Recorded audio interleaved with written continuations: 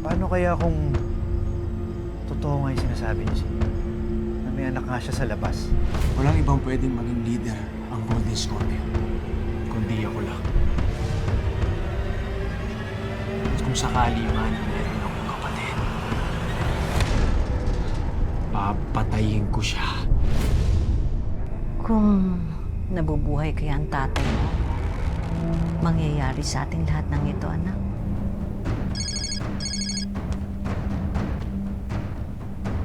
Hello, madam. Nandito na po ako sa bidding. Huwag po kayo maglala, hindi makakalabas ang buhay dito sa Edgardo Magallanes. Pinitiya ko po sa inyo. Papatayin ko siya ayon sa utos ninyo.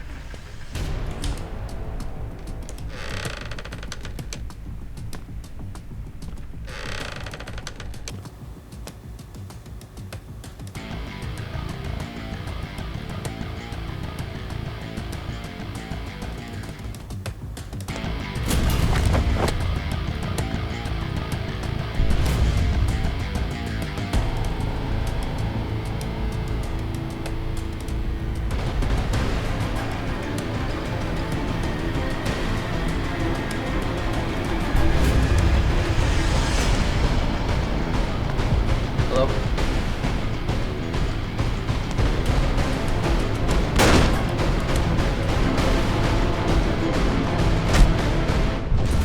Uy! Nasa loob yung anak ko, ah! Uy! Yung anak ko nasa loob!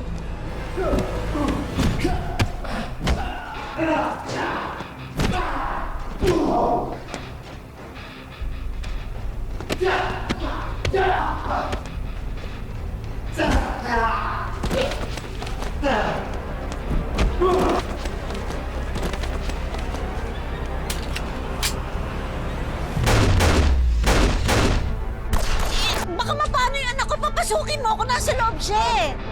Madadamay ho kayo, wag na kayo magpumilit. Elias! Elias, anak! Nasa loob ang anak ko! Pasensya na po, ma'am. Madadamay ho kayo. Elias! Anak! Namumuro na talaga sa akin yung pretty na yan eh. Abay, binabastos ako sa harap ng maraming tao. Walang modo at nuknukan pa ng yabang. Kayo naman, puro basag ulo ang sinasalubong niyo sa akin. Kapitana, siya naman tong sumugod. Eh, nagkakatuwaan lang kami. Mamalasing ka ngayon. Ha? Alam mo, Lorna, hindi mo talaga ako tinitigilan, no? Kapal din ang mukha mo sumugod dito sa balwarte ko eh, no? Ba't ako matatakot, ha? Eh, balwarte lang naman to ng mga chismosa, tsaka proud ka pa, no? O, hindi rin ako titigil! Ha? Hindi rin ako titigil! Ayun pa ka lang! Oo, mali ako nang napagkalat ko at nachismis ko na buntis siya. Eh, sorry. Tao lang, nagkakamali lang din. Di ko naman alam na hindi talaga siya buntis eh. Pero wala siyang karapatan na siraan ako at bastusin ako. Pero napansin ko lang ha, mula nung nag-manage yung pretty na yan dun sa parlor ng doktor, naging adalintada na yumabang. Lalang ginawa ko, hindi makapag-away dito sa atin. Sinabi mo pa, Kapitana. Buti nga nahalata mo eh.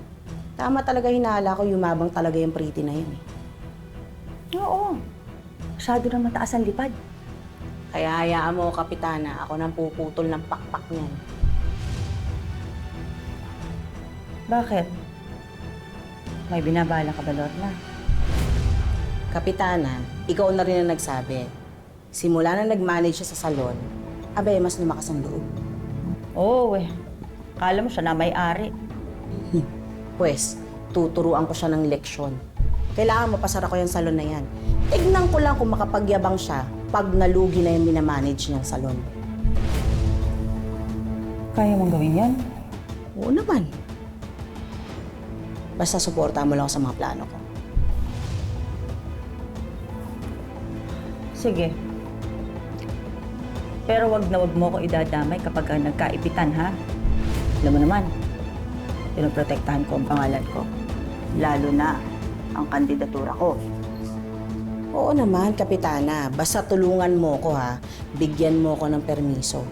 Kasi magtatayo ako ng ihawan malapit dun sa daanan ng salon niya. Tignan ko lang kung pasukin pa siya ng mga customer niya.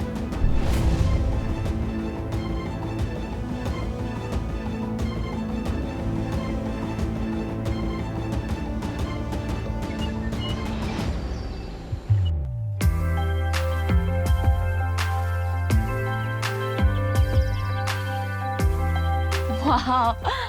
Ano, Benji? Minsan mo ako? Kaya ko nang mag-isa eh. Pero kasi sabi mo, sasamahan mo ako. Saan ka na ba?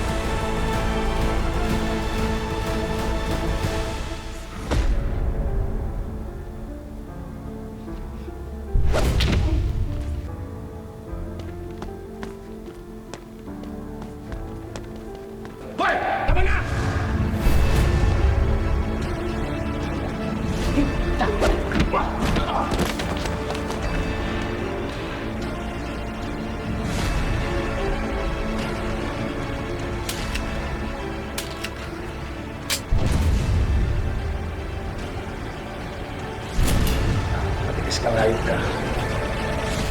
Patay ka sa akin yan.